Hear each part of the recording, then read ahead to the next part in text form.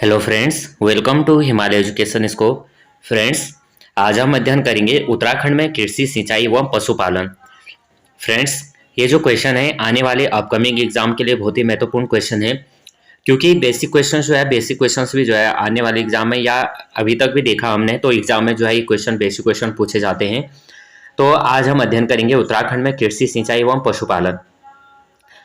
सबसे पहला यहाँ पे है कि उत्तराखंड की बहुसंख्यक जनता की आजीविका का प्रमुख साधन क्या है, तो यह है कृषि और पशुपालन।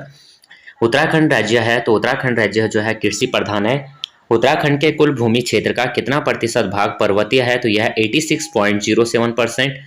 उत्तराखंड के कुल भूमि क्षेत्र का कितना प्रतिशत भाग मैदानी है, तो यह 13.93%। उत्तराखंड का कौन सा भाग कृषि हेतु उपयुक्त है, तो यह मैदानी। उत्तराखंड में कुल कार्यशील जनसंख्या कृषि से जुड़े लोगों का प्रतिशत है तो 33.38%। वर्ष 2019-20 में उत्तराखंड में शुद्ध बोया क्षेत्र है तो 6.72 लाख हेक्टेयर। उत्तराखंड में सर्वाधिक शुद्ध बोए क्षेत्र किस जिले में है, तो उधम सिंह नगर में। नेक्स्ट क्वेश्चन, उत्तराखंड में न्यूनतम शुद्ध बोए क्षेत्र किस जिले में है, चंपावत। उत्तराखंड में सर्वाधिक चारागाह भूमि किस जिले में है, पिथौरागढ़। उत्तराखंड में न्यूनतम चारागाह भूमि किस जिले में है, उधम सिंह नगर। अब यहाँ पे देख लेते हैं उत्तराखंड में भू सुधार व भूमि। फ्रेंड्स, ये जो क्वेश्चन है 100+ क्वेश्चन है, तो आप इन क्वेश्चनों को जो है नोट भी कर सकते हैं और साथ साथ में आप जो है ये क्वेश्चन जो है आप हेडफोन से आप इन्हें इजी वे में सुन सकते हैं, क्योंकि ये क्वेश्चन जो है इजी वे में क्वेश्चन है, वन लाइनर क्वेश्चन है, तो वैसे भी हमें ये इजी फॉर्म में लर्न हो जाते हैं। तो उसके बाद हम देख लेते हैं उत्तराखंड में भू सुधार व भूमि बंदोबस्त। उत्तराखंड में भूमि बंदोबस्त के अंतर्गत पर्वतीय क्षेत्र को कितने वर्गों में बांटा गया है, तो ये 5 वर्गों में बांटा गया है, जो है तलाव भूमि, उपराव अवल भूमि, उपराव दोयम भूमि और इजरान कंटिल भूमि। उत्तराखंड में किस वर्ष सर्वप्रथम भूमि बंदोबस्त कराया गया था, तो ये कराया गया था 1812 ईस्वी में। नेक्स्ट क्वेश्चन, ब्रिटिश काल में पहला भूमि बंदोबस्त कब हुआ था, तो ये हुआ था 1815 से 16 ईस्वी में। 1816 ईस्वी में किस ब्रिटिश नागरिक द्वारा गढ़वाल क्षेत्र में भूमि बंदोबस्त हुआ था, तो ये हुआ था ट्रेल द्वारा। अंग्रेजों द्वारा किस वर्ष सबसे महत्वपूर्ण भू बंदोबस्त तो विकेट बंदोबस्त कराया था, तो ये कराया था 1863 से 1873 ईस्वी। ब्रिटिश काल में उत्तराखंड में सबसे अंतिम भूमि बंदोबस्त किसके नेतृत्व में किया गया था, तो ये किया गया था इबर्टसन के नेतृत्व में वर्ष 1928 में। स्वतंत्रता के बाद कितनी बार भूमि बंदोबस्त कराया गया था, तो एक बार 1960-64 में जो है एक बार भूमि बंदोबस्त कराया गया था, जब से हमारा उत्तराखंड जो है स्वतंत्रता के बाद। नेक्स्ट क्वेश्चन, उत्तराखंड में कृषि भूमि मापने के लिए किस पैमाने का प्रयोग किया जाता है, तो नाली व मुट्ठी का प्रयोग किया जाता है। उत्तराखंड में भूमि के प्रकार, तो उत्तराखंड में सिंचाई की दृष्टि से कितने प्रकार की कृषि भूमि मिलती है, तो यह 3। उत्तराखंड की कौन सी भूमि मुख्यतः घाटी तलों में पाई जाती है, तो तालाब भूमि। उत्तराखंड में कौन सी भूमि उपजाऊ भूमि से 3 गुना अच्छी मानी जाती है, तो तालाब भूमि। उत्तराखंड में तालाब भूमि पर मुख्यतः सिंचाई द्वारा कौन सी फसल उगाई जाती है, तो धान। उत्तराखंड में उपराव भूमि को कितने भागों में बांटा गया है, तो 2 भागों में, उपराव अव्वल और उपराव दोयम। उत्तराखंड की कौन सी असिंचित भूमि ऊपरी भागों में पाई जाती है, तो उपराव भूमि। उपराव अव्वल भूमि उपराव दोयम भूमि से कितना गुना अच्छी है, तो 1.5 गुना। उत्तराखंड में वनों के बीच या किनारे पर पाई जाने वाली अपरिपक्व एवं पथरीली भूमि को क्या कहा जाता है, तो इजरान भूमि। अब फ्रेंड्स, यहाँ पे क्वेश्चन बनता है कि इजरान भूमि किससे संबंधित है, तो यहाँ पे जो है तो ये यहाँ पे आंसर, अगर इसमें से कोई भी आंसर हो, या वनों के बीच की भूमि, या किनारे वाली भूमि, या ये अपरिपक्व एवं पथरीली भूमि को क्या कहा जाता है, इजरान भूमि कहा जाता है। पर्वतीय क्षेत्रों के गांव के समीप की भूमि को, के गांव के मध्य की भूमि को और वनों में लगी भूमि को क्रमशः किस नाम से जाना जाता है, तो गांव के समीप जो भूमि होती है उसे घरिया कहते हैं, और गांव के मध्य वाली यानी बीच वाली भूमि को बिचौलिया, और वनों से लगी हुई भूमि को बुढ़िया कहा जाता है। तो ये हम ऐसे भी अगर हम अपनी लैंग्वेज में भी बोलते हैं। नेक्स्ट क्वेश्चन, उत्तराखंड में कृषि के प्रकार, तो पहाड़ी ढालों के विपरीत कंटूर रेखा के अलग अलग 2 बिंदुओं को मिलाने वाली रेखा पर जाने वाली कृषि को क्या कहा जाता है, तो समोच्च रेखीय कृषि। नेक्स्ट क्वेश्चन, किस कृषि विधि द्वारा कृषि करने से कम वर्षों वाले क्षेत्रों में नमी सुरक्षित रहती है तथा अधिक वर्षों वाले क्षेत्रों में मृदा अपरदन कम हो जाता है, तो यह समोच्च रेखीय कृषि। नेक्स्ट क्वेश्चन कर लेते हैं, क्वेश्चन यहाँ पे है, किस कृषि विधि के अंतर्गत पर्वतीय ढालों की को सीढ़ियों में परिवर्तित किया जाता है? तो ये किया जाता है सीढ़ीदार कृषि। उत्तराखंड में अधिक ढाल वाली भूमि पर अड़ी जुताई करके कौन सी कृषि की जाती है? तो सीढ़ीदार। किस कृषि विधि के अंतर्गत वनों के किसी भाग को साफ किया जाता है? तो स्थानांतरणशील कृषि। उत्तराखंड की जनजाति द्वारा कौन सी कृषि की जाती है? तो स्थानांतरण कृषि। अब है यहाँ पे उत्तराखंड की प्रमुख फसलें। उत्तराखंड में किन फसलों को कृषि की जाती है? तो उत्तराखंड में किन फसलों की कृषि की जाती है? तो रबी और खरीफ की, और रबी, खरीफ और जायद की जाती है, लेकिन जायद की जो है सबसे कम की जाती है और सबसे ज्यादा की जाती है रबी और खरीफ की फसलों की। उत्तराखंड में किन फसलों की कृषि को सबसे कम किया जाता है? तो जायद की। उत्तराखंड में रबी फसलों की बुआई किस समय की जाती है? तो अक्टूबर से दिसंबर। उत्तराखंड में रबी फसलों की कटाई कब की जाती है? तो मार्च अप्रैल में। किन फसलों को कम जल और औसत ताप की आवश्यकता होती है? तो रबी। उत्तराखंड में बोई जाने वाली रबी फसल है गेहूं, धान, मंडुवा, आलू। किस फसल को अधिक जल और अधिक ताप की आवश्यकता होती है? तो खरीफ फसल। खरीफ फसलों को किस महीने के अंतर्गत बोया जाता है? तो मई से जुलाई। उत्तराखंड के किस मंडल में अधिक कृषि की जाती है? तो कुमाऊं मंडल। उत्तराखंड की सबसे महत्वपूर्ण फसल है गेहूं। किस फसल को 50 से 70 सेंटीमीटर वर्षा तथा आरंभ में 10 डिग्री सेल्सियस से 15 डिग्री सेल्सियस तथा बाद में 20 डिग्री सेल्सियस से 25 डिग्री सेल्सियस तापमान की आवश्यकता होती है? तो गेहूं। उत्तराखंड के कुल कृषि भूमि के कितने प्रतिशत भाग पर गेहूं की कृषि की जाती है? तो 33%। उत्तराखंड के किन जिलों में गेहूं की कृषि की अधिकता कृषि की जाती है? तो यह देहरादून, उत्तरकाशी, पिथौरागढ़, अल्मोड़ा, टिहरी गढ़वाल एवं पौड़ी जनपद में। उत्तराखंड के किस जिले के अतिरिक्त गेहूं फसल सभी जिलों की प्रथम क्रय फसल है? तो यह है नैनीताल। किस फसल के लिए दोमट मिट्टी, गर्म जलवायु 75 से 125 सेंटीमीटर वर्षा, रोपते समय 20 डिग्री सेल्सियस तथा पकते समय 24 डिग्री सेल्सियस तापमान सर्वोत्तम है? तो यह चावल। उत्तराखंड के किस जिले में चावल को अधिकतम मिले हैं? तो यह उधम सिंह नगर में। उत्तराखंड के पर्वतीय क्षेत्र में किस फसल की कृषि की जाती है? तो यह मंडुवा। उत्तराखंड के कौन से जिले प्रमुख मंडुवा उत्पादक जिले हैं? तो अल्मोड़ा, नैनीताल और बागेश्वर।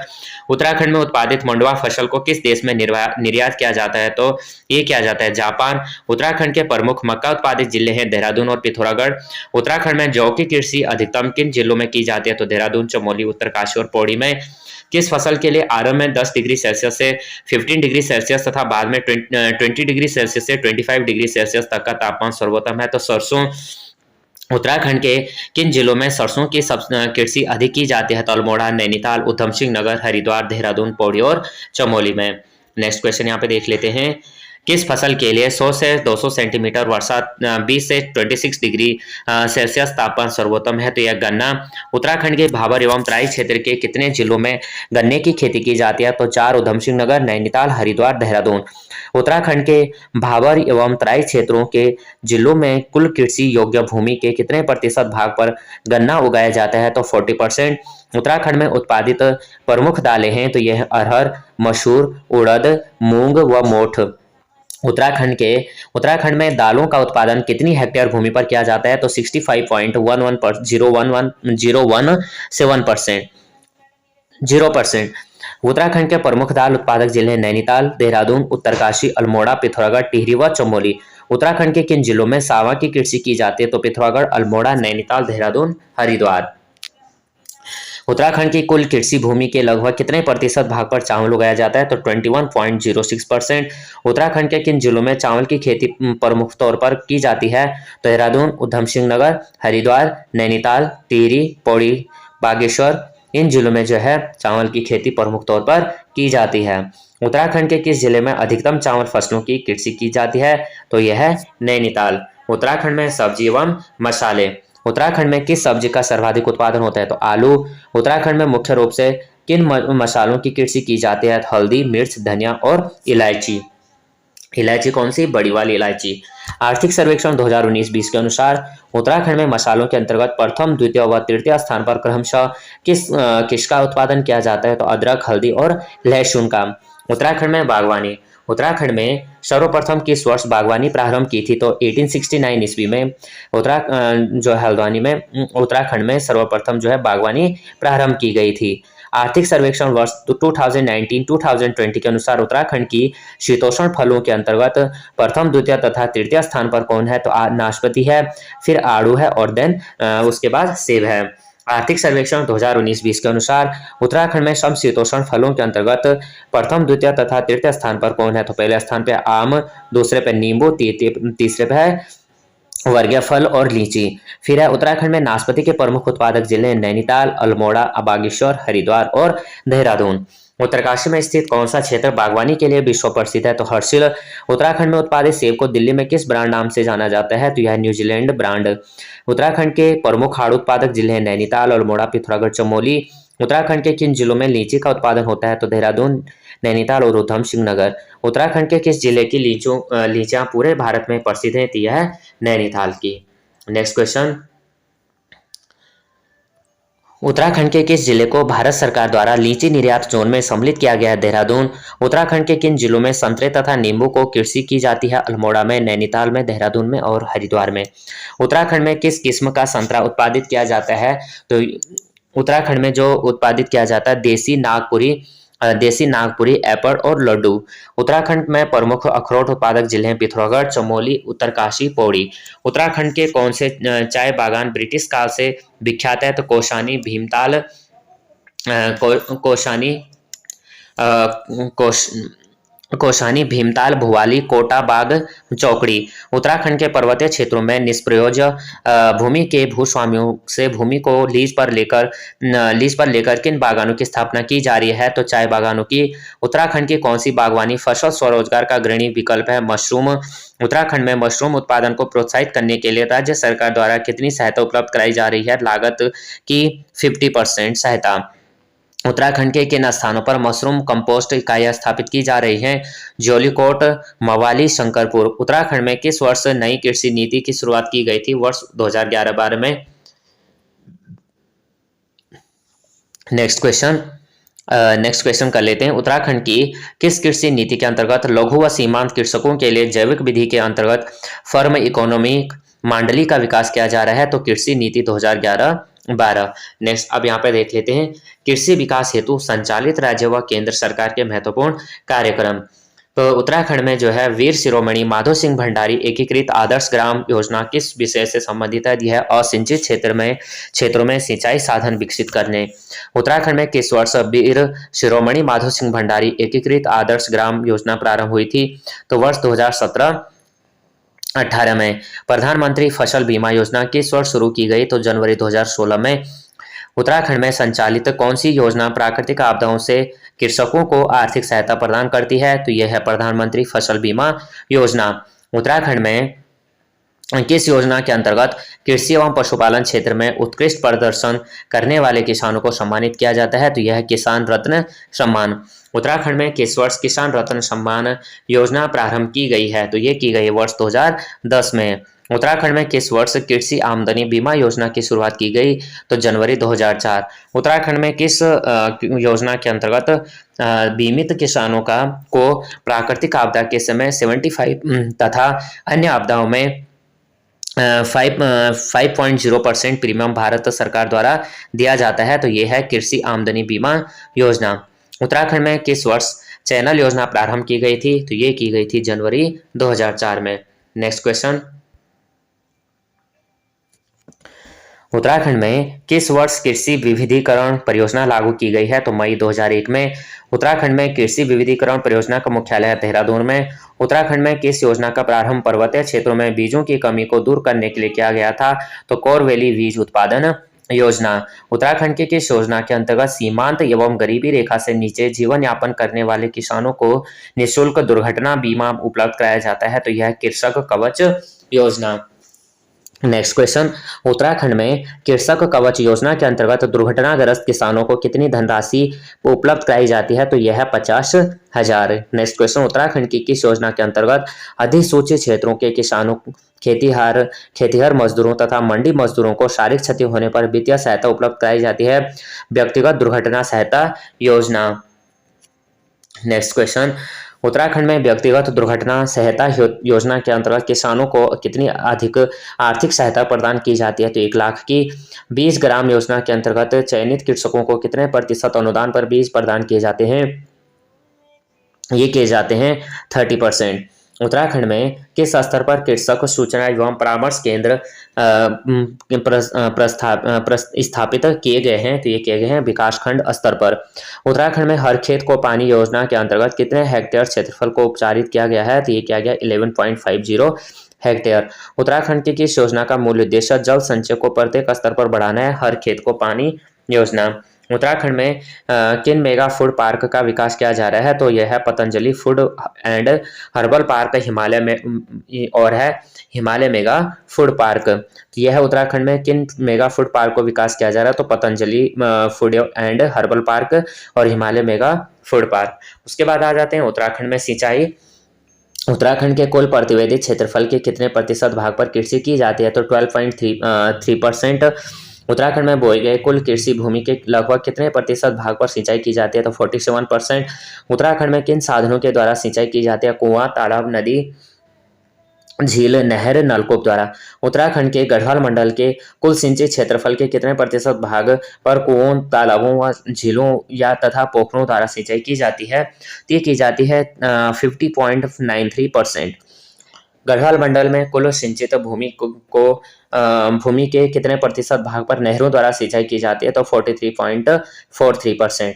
नेक्स्ट क्वेश्चन, गढ़वाल मंडल में कुल सिंचित भूमि को कितने प्रतिशत भाग पर नलकूपों के द्वारा सिंचाई की जाती है? ये है 5.57%। नेक्स्ट क्वेश्चन, उत्तराखंड को कुमाऊं मंडल में अधिकतर सिंचाई किस माध्यम के द्वारा की जाती है? तो ये की जाती है नलकूप द्वारा।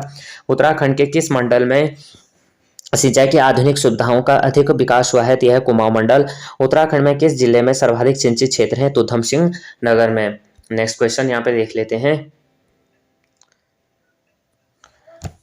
उत्तराखंड के किस जिले में न्यूनतम सिंचित क्षेत्र है? चमोली। उत्तराखंड में सिंचाई के प्रमुख साधन है नलकूप, नहरें, गूले एवं तालाब। उत्तराखंड में शिवालिक से दक्षिण तथा दून क्षेत्रों में सिंचाई हेतु किस माध्यम का प्रयोग अधिकता से किया जाता है? तो नलकूप। नेक्स्ट क्वेश्चन, उत्तराखंड के कुमाऊं क्षेत्र का कुल सिंचित क्षेत्रफल के कितने प्रतिशत भाग पर नलकूपों द्वारा सिंचाई की जाती है? तो 44.57%। उत्तराखंड के कुमाऊं क्षेत्र के किन जिलों में नलकूपों का विस्तार है? तो यह है उधम सिंह नगर, नैनीताल में। उत्तराखंड के गढ़वाल क्षेत्र का किस जिले के नलकूपों का विस्तार अधिक है? तो यह है हरिद्वार।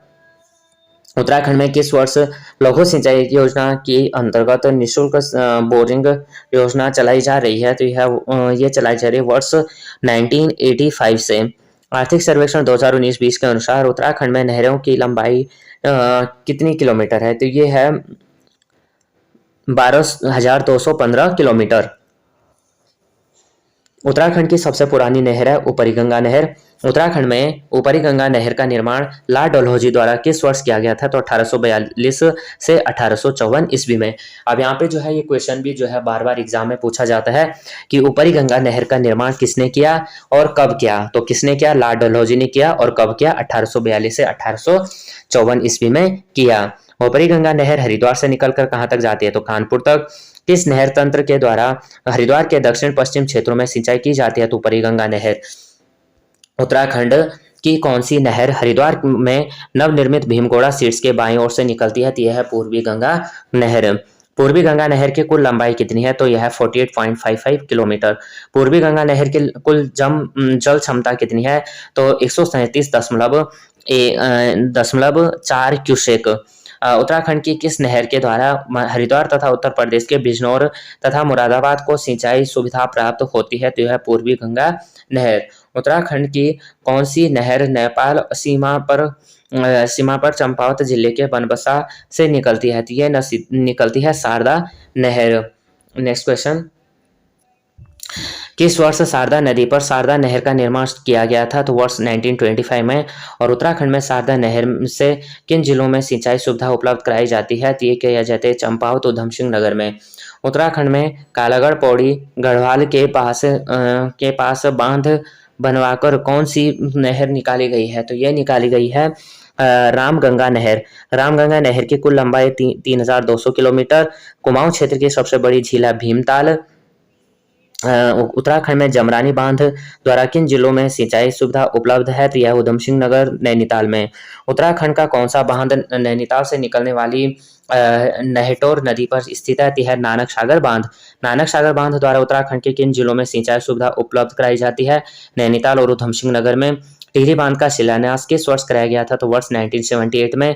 टिहरी बांध द्वारा किस वर्ष बिजली उत्पादन का कार्य प्रारंभ किया गया था? तो वर्ष 2006।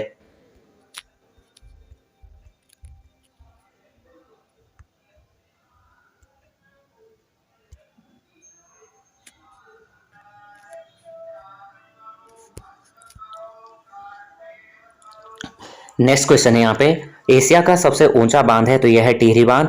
टिहरी बांध किन नदियों के संगम पर अवस्थित है? तो भागीरथी एवं भिलंगना। टिहरी बांध परियोजना से कितनी मेगावाट विद्युत का उत्पादन किया जाता है? तो ये किया जाता है 2400 मेगावाट। टिहरी बांध से उत्तराखंड के किन जिलों में सिंचाई सुविधा भी उपलब्ध कराई जाती है? तो टिहरी, पौड़ी, देहरादून तथा हरिद्वार में। उत्तराखंड में औद्योगिक फसलों के लिए किस तकनीकी का प्रयोग किया जाता है? तो ड्रिप तथा स्प्रिंकलर सिस्टम।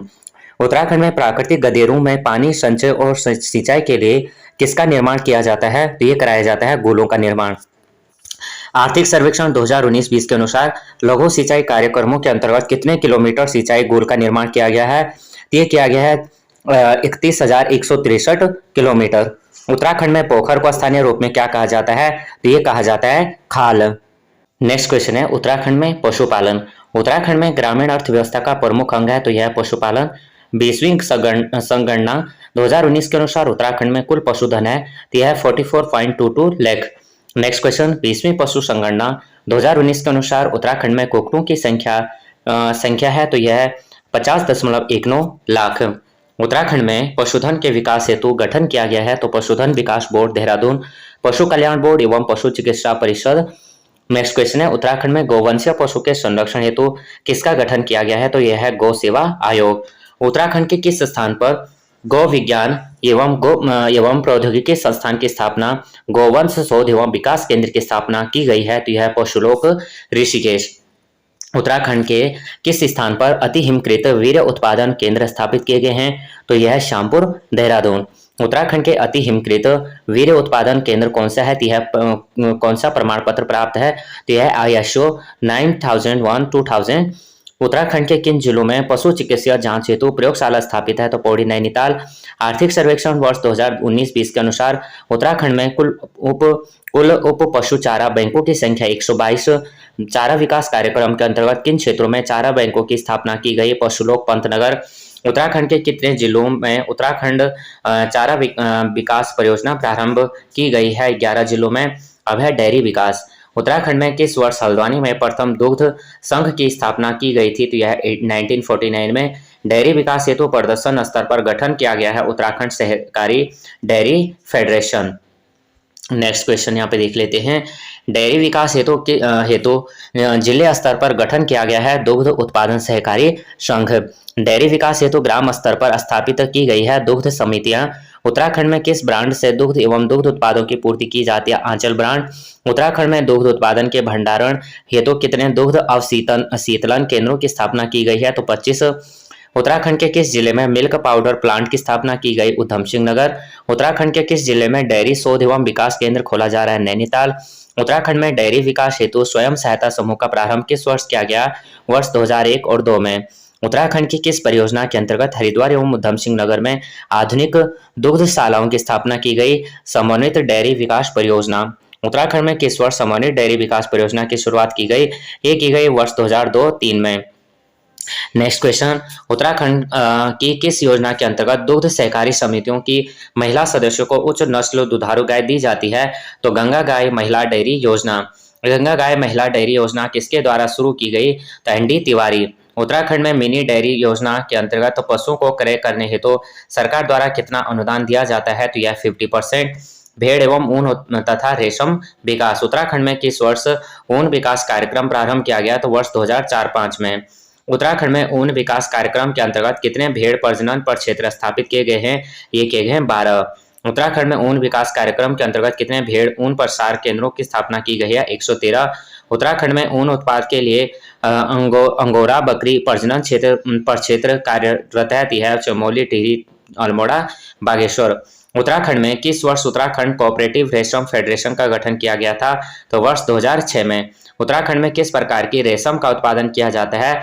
तो मलबरी, टसर, मूंगा या एरी। नेक्स्ट क्वेश्चन, सूकर तथा कुक्कुट विकास। उत्तराखंड के किन क्षेत्रों में सूकर विकास केंद्र स्थापित है? तो श्यामपुर, देहरादून, काशीपुर, उधम सिंह नगर। किन क्षेत्रों में राष्ट्रीय कुक्कुट प्रक्षेत्र अवस्थित है? यह ऋषिकेश, दयालबाग, अल्मोड़ा, वैणी, पिथौरागढ़। उत्तराखंड के किन क्षेत्रों में सघन कुक्कुट विकास परियोजना प्रारंभ की गई है? अल्मोड़ा, पिथौरागढ़, हल्द्वानी, देहरादून, चमोली, पौड़ी और टिहरी में। नेक्स्ट क्वेश्चन यहाँ पे देख लेते हैं, मत्स्य पालन। मत्स्य नीति लागू करने वाला पहला राज्य है, यह उत्तराखंड।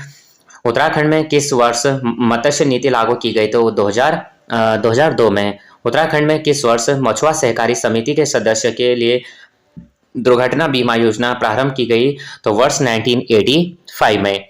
उत्तराखंड में मछुआरों के लिए बनाया गया है नेशनल फिशरमैन वेलफेयर फंड। आर्थिक सर्वेक्षण 2019-20 के अनुसार उत्तराखंड के किन जिलों में मत्स्य पालकों को उच्च दर वाले पंगोशियस मत्स्य पालन से जोड़ा गया है? तो हरिद्वार, उधम सिंह नगर, देहरादून। तो फ्रेंड्स, आज हमने यहाँ पे जो है 100 प्लस क्वेश्चन यहाँ पे किए, और यहाँ पे जो भी क्वेश्चन है बहुत ही महत्वपूर्ण क्वेश्चन है। यहाँ पे जो है क्वेश्चन जो है हमारे आने वाले जो भी एग्जाम है, आरओ हो गया, आरओ हो गया, और एसआई का हो गया, वीडियो हो गया, और कनिष्ठ सहायक हो गया। तो यानी अभी भी जो है बहुत सारे एग्जाम है, बंदी रक्षक वगैरह जो भी हैं, तो उन सब में जो है किसी ना किसी एग्जाम में हमें जो है यहाँ से क्वेश्चन देखने को मिलेंगे।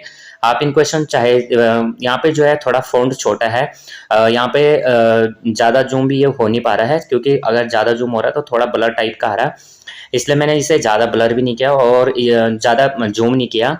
और यहाँ पे जो क्वेश्चन है आप इसे जो है सुन भी सकते हैं, क्योंकि यहाँ पे जो क्वेश्चन है ना ये वन लाइनर में है, तो इन्हें आप सुन के भी आप ये क्वेश्चंस लर्न कर सकते हैं। तो प्लीज़ फ्रेंड, अगर आपको ये वीडियो पसंद आती है तो प्लीज़ लाइक, शेयर और सब्सक्राइब करना। जय हिंद, जय भारत।